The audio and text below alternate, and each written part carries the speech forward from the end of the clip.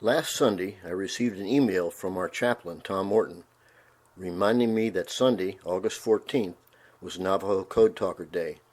This was the 5th time in the last month that something pertaining to the Code Talkers had been brought to my attention.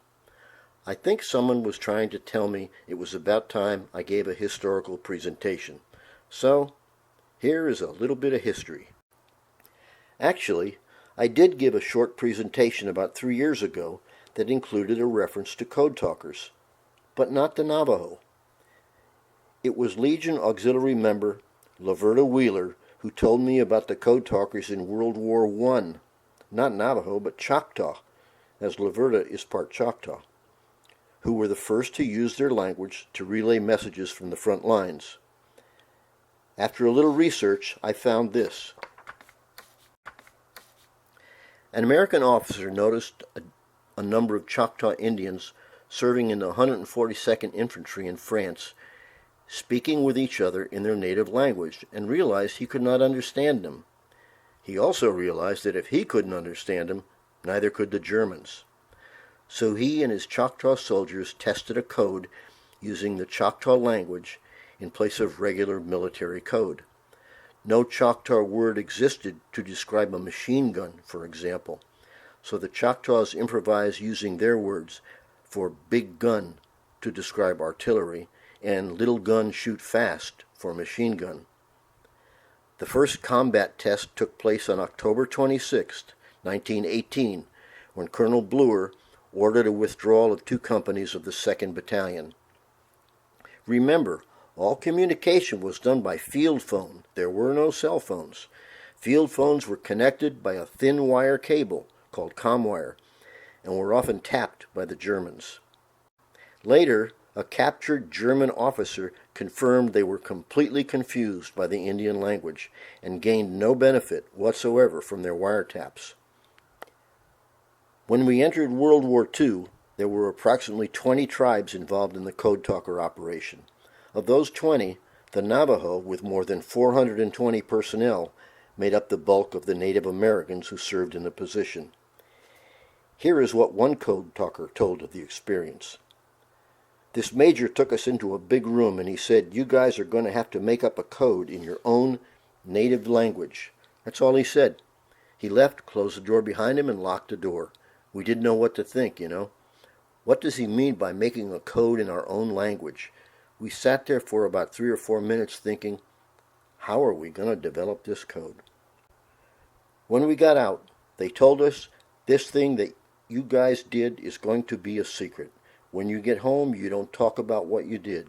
You don't tell your people, your parents, your family. Don't tell them what your job was.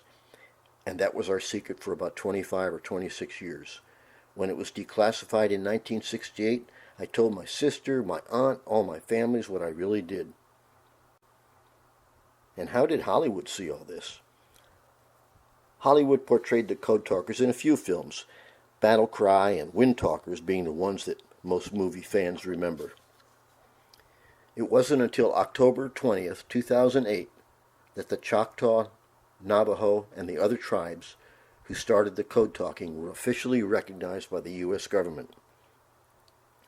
At the start of this presentation, I said this was the 5th time in the past month that something pertaining to the Code Talker has been brought to my attention.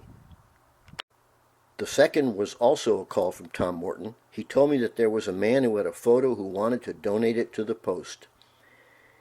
He had given him my phone number and I should expect a call. A few days later, I received a call from Legion member Ron Hoffman, who told me he had a large photo of Navajo Code Talkers he would like to donate and put on display at the Post. We arranged a meeting at which time he donated this photo of Code Talkers in a parade taken August 11, 2007, at the 86th Annual Gallup Intertribal Indian Ceremony and Parade in Gallup, New Mexico. Numbers 3 and 4 were 2 articles in the newspaper, one on August 4th, telling of the passing of one of the Code Talkers, Samuel Sandoval. On closer inspection, I realized Sandoval was one of the men seated in the pickup truck in the photo. And another article 2 weeks later telling of Code Talker Thomas Begay, aged 98, who was honored at a ceremony in Phoenix, Arizona. Again, Closer inspection revealed that he, too, was aboard the pickup truck with Sandoval back in 2007. And lastly, the fifth. In the early 1990s, my wife Kay and I had traveled through New Mexico and Arizona and visited Monument Valley, seen so many times in the John Ford, John Wayne westerns.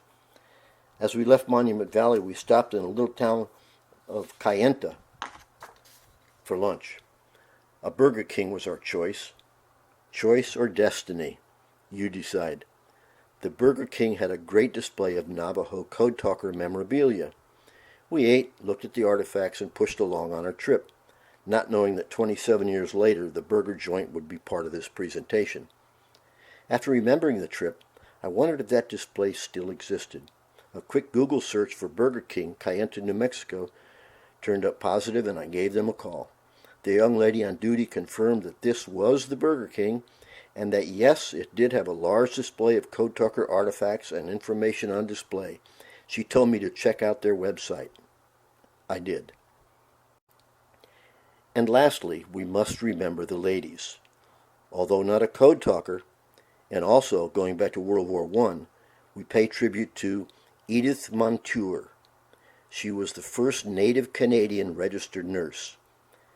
After Indian Act restrictions of her era prevented her from pursuing professional training in Canada, she sought nurses training in the United States. In 1917, at the age of 27, she volunteered for the U.S. Medical Corps and served in a hospital in France treating soldiers who had been shot or gassed. She was the only Native woman among the 14 Canadian nurses who served in the U.S. Army Nurses Corps during World War I.